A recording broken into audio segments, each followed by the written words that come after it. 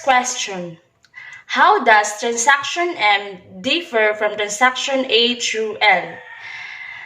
The transaction M differ from transaction A through L because it has been determined that the cost of the supplies used during that month was $600, but it is decreased for the reason that it is a liabilities in the business transaction in a company.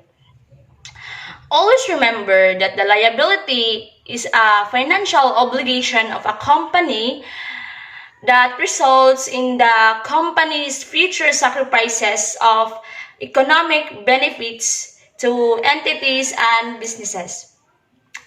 A liability can be an alternative to equity as a source of a company's financing.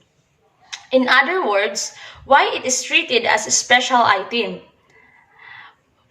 It is treated as a special item since office supplies are a liability, and the organization should devote all of its resources to ensuring that by the end of the month, the office supply has increased to become an asset, and it avoid the bankruptcy.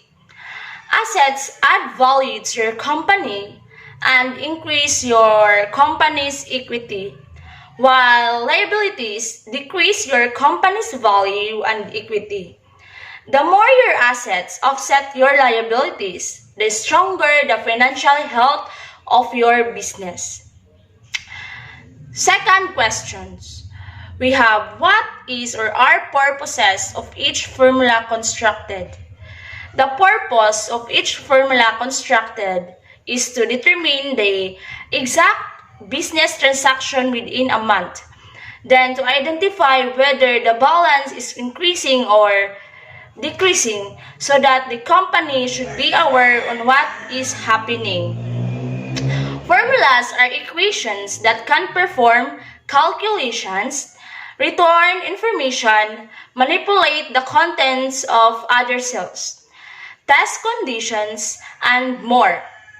A formula is an expression that operates on values in a range of cells. These formulas return a result even when it is an error. Excel formulas enable you to perform calculations such as addition, subtraction, multiplication, and division.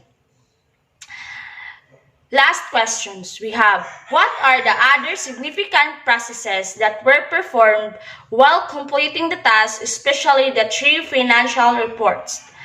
The other significant processes that were performed while completing the task, especially the 3 financial reports, is to analyze and examine each business transactions, to study the 3 financial performance of the business throughout each period, displaying sales revenue at the end of the month. It will provide insight for investors, creditors, and other stakeholders to get an idea of your company's creditworthiness and financial integrity.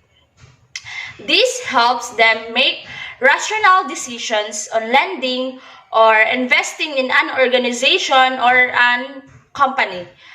Understanding and analyzing a company's performance from multiple angles. The income statement provides deep insight into the core of the operating activities that generate earnings for the firm.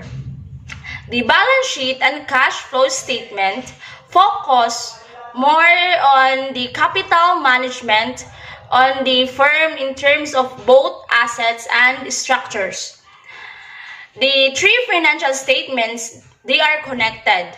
They contain significant information about a company's financial health and business activities.